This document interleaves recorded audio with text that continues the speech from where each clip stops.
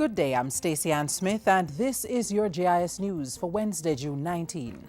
The Ministry of Education reports that 68% of students who sat the Grade 6 Achievement Test this year have been placed in their preferred school of choice.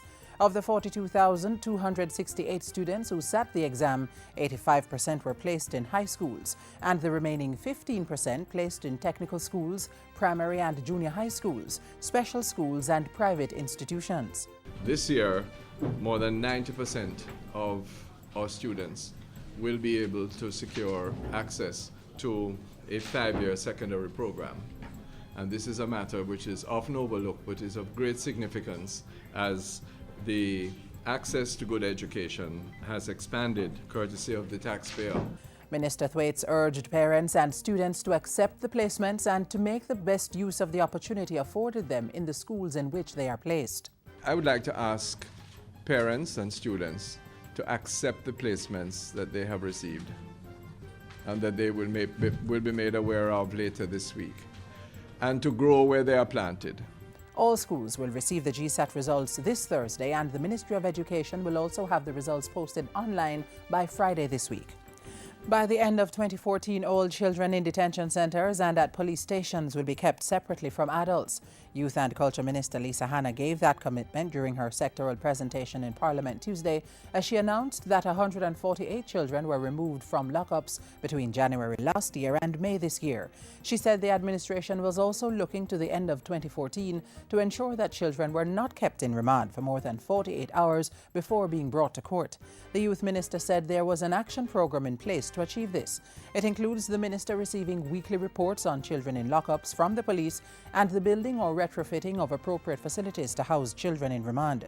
A model place of safety for the appropriate medical, psychological and psychiatric treatment of children displaying antisocial behavior is also to be constructed. We are now identifying the suitable premises, even as we increase the availability of such treatment to children in institutions right now.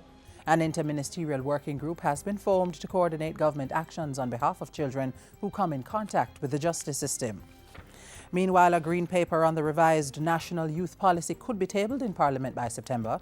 The Youth and Culture Minister said the concept paper and Cabinet submission should go to the Human Resource Committee of Cabinet before the end of this month, and the policy development process ought to be completed by August of this year.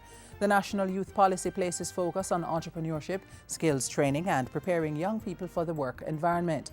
Its revision is being informed by the findings of the 2010 Jamaica National Youth Survey. Revenue collection for the month of April is $83.2 million more than projected. Preliminary statistics from the Finance Ministry show projected revenue of about $27.35 billion, but about $27.43 billion was collected. Of that total, approximately $26 billion was collected from tax revenue and $1.3 billion from non-tax revenue. In his presentation to the Jamaica Diaspora Conference on Tuesday, Finance and Planning Minister Dr. Peter Phillips said while more persons had been paying their taxes, the government would still be going after tax dodgers. There's a tax and revenue department free from interference of any sort and with the adequate powers in law to enforce compliance, especially among those who might seek to evade improperly and illegally the tax net. In the meantime, preliminary expenditure for April is $1.95 billion below projection.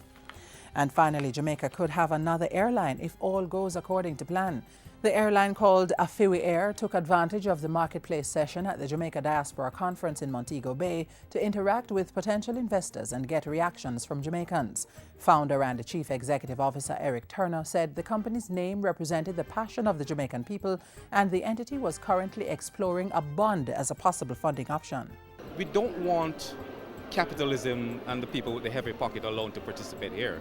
And so we're saying that Jamaican, if you have $1,000, collectively would like to do a bond that every Jamaican with a business mind to invest should be able to participate.